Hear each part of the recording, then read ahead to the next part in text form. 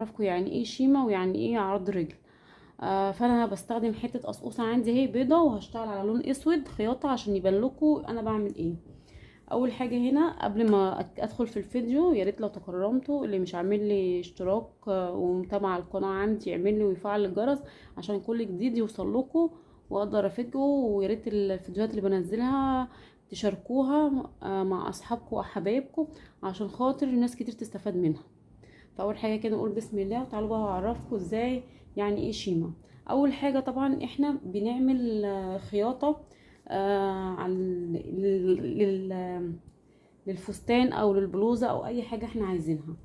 فبنكون شغالين بقى ايه بعرض الدواس، طبعا بنقفل كم، بنقفل كتف في قصه في الفستان، اي حاجه من الحاجات دي. بنعمل الخياطه كده، نقول بسم الله.